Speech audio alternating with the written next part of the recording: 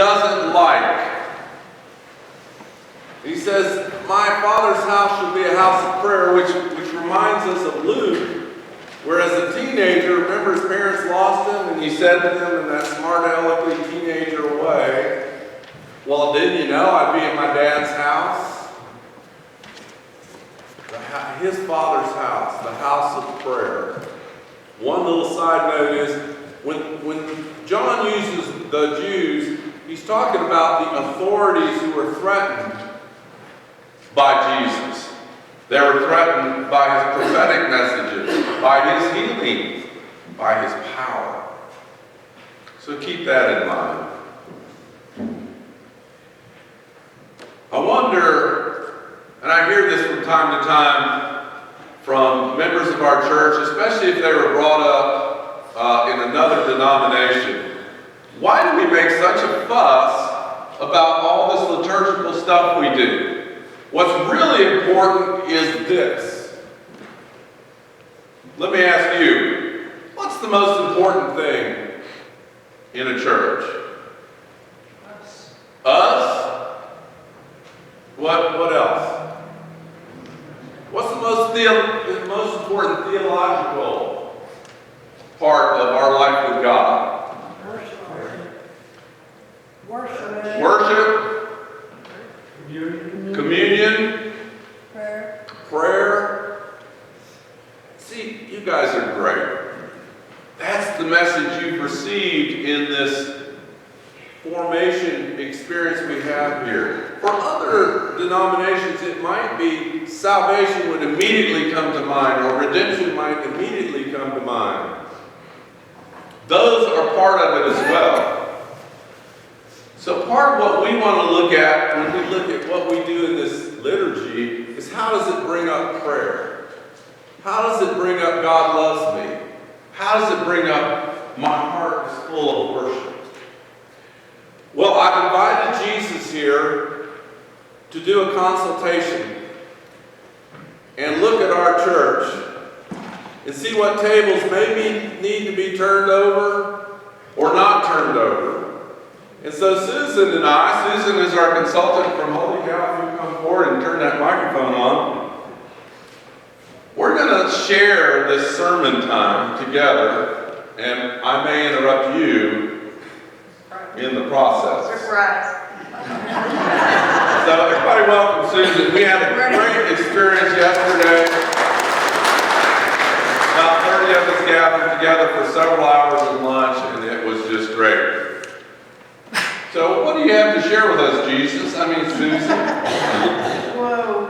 Well, let me just give you, those of you who weren't with us for 3 hours yesterday morning, I'm going to give you a quick overview of what we learned from the CAT questionnaire. I like to walk around. Go right ahead. I never do that. So here are the highlights.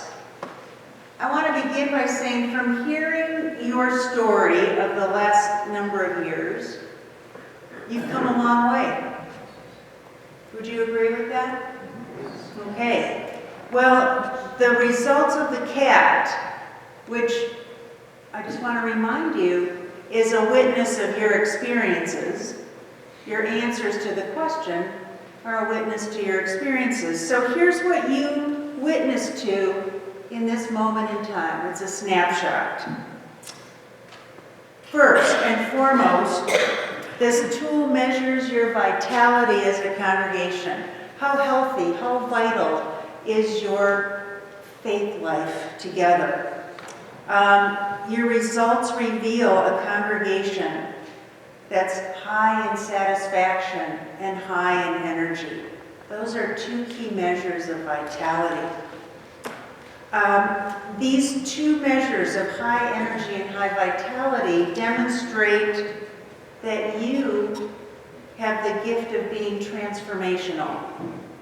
Transformational to one another and with one another, and transformational to those who you serve out in the community in ministry. That puts you nationally in the top 20% of all congregations, of all mainline denominations. I wish I could say 100% of churches across the country are transformational. They're not. About 20 to 25%. And you're there. You're there. So it's worth celebrating this work you've done of late. And it's worth celebrating the prayer that you have done together to get you here. And it's an important responsibility. You are one of the 20% modeling to the world what it's like to be transformed. So you also learned a few other things from this tool. You have strengths in and trust in leadership, both clergy and lay. You have strengths in your readiness for ministry, that you know you're called to share your gifts here, and called to share your gifts out in the world to witness Jesus' love. You have a common vision that guides your ministries and your decisions, and you hold yourselves accountable to achieve that vision. You have strength in your worship experience. That's evidenced already to me this morning. Now, Jesus implored his church, the church of his time, to read the signs of the times.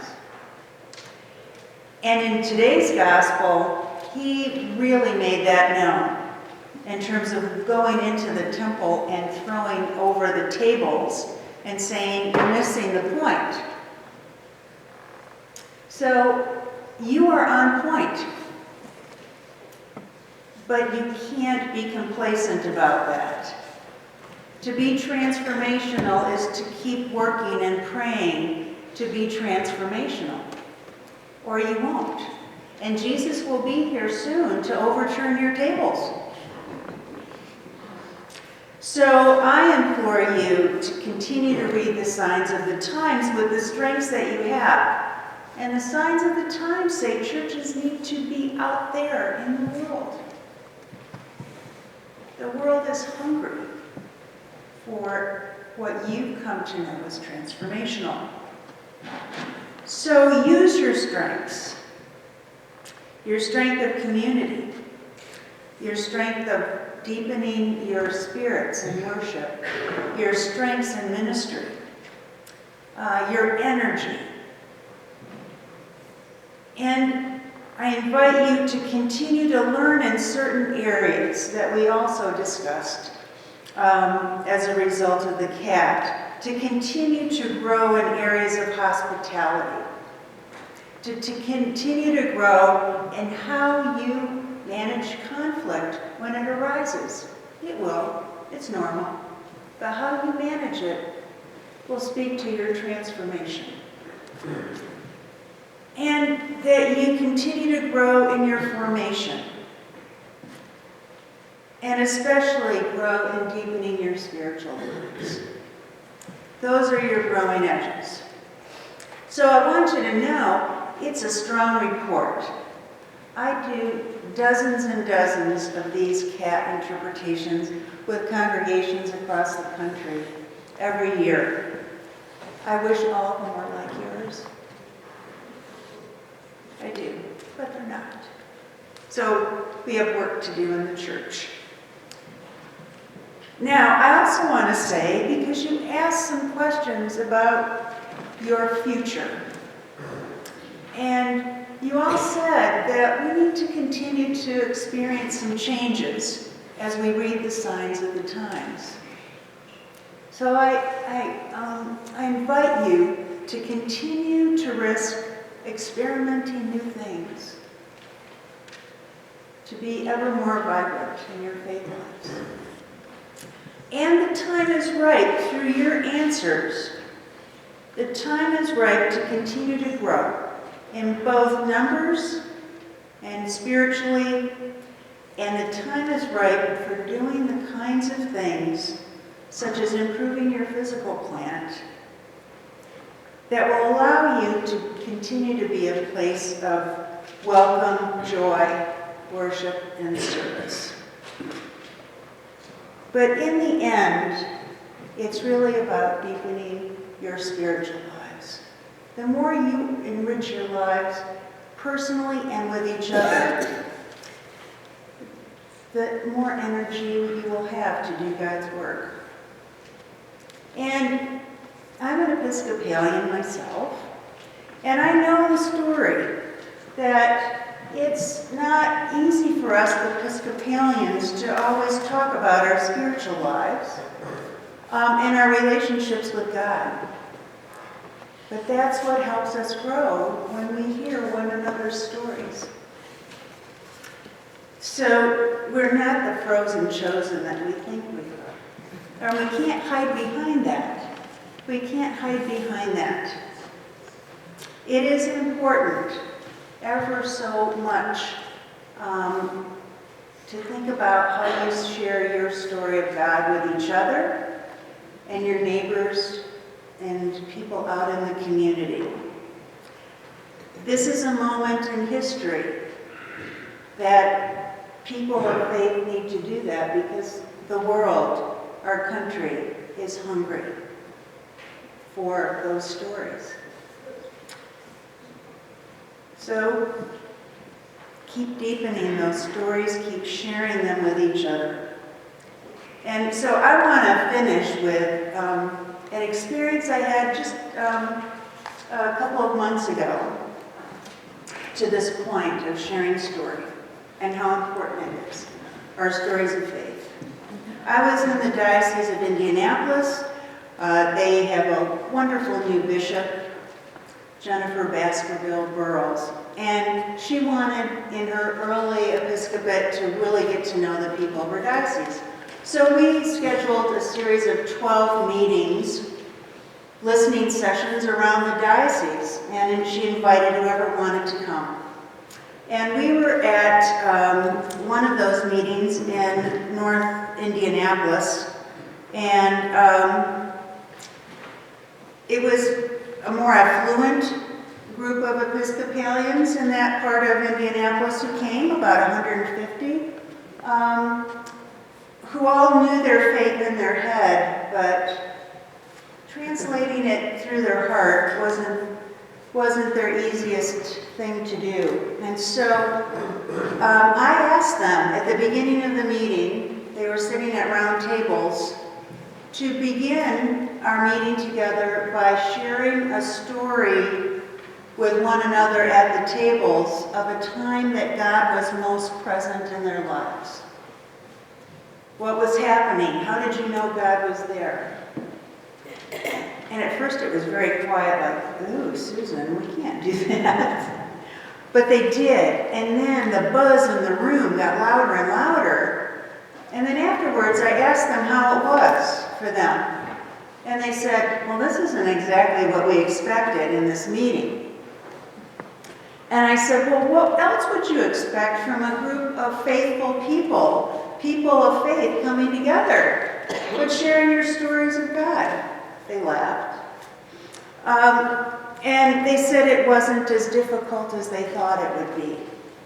So that's my promise to you. If you start sharing your stories of God in your life, it's not as difficult as you think.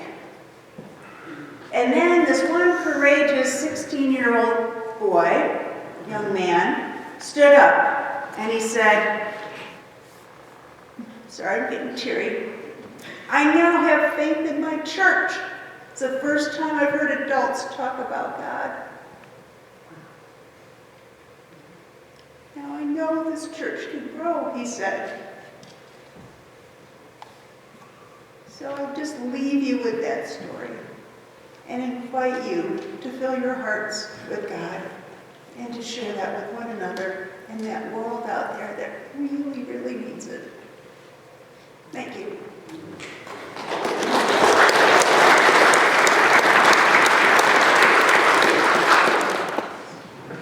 I especially asked Susan to share that last story because God is our greatest gift to the world. It really is. I think our liturgy and our worship is probably the second greatest gift we have. But I grew up as a lifelong Episcopalian, never missed a Sunday in church. They carried me in on stretchers. Sometimes they carried me out on stretchers. But I never missed a day of church, and then eventually my dad became ordained, and I've been involved in the church for years. I don't remember a single preacher talking about a relationship with Jesus. I don't even remember my parents talking to me about Jesus, even though my mother read me stories of the saints, and my sister and me stories of the saints every night. We are blessed in so many ways here. I mean, one of the things you said, Susan, that struck me, and it goes back to the foolishness of the cross and how highly educated we are. And you said we're way up there in terms of education compared to other churches. One thing about being highly educated and highly successful is we live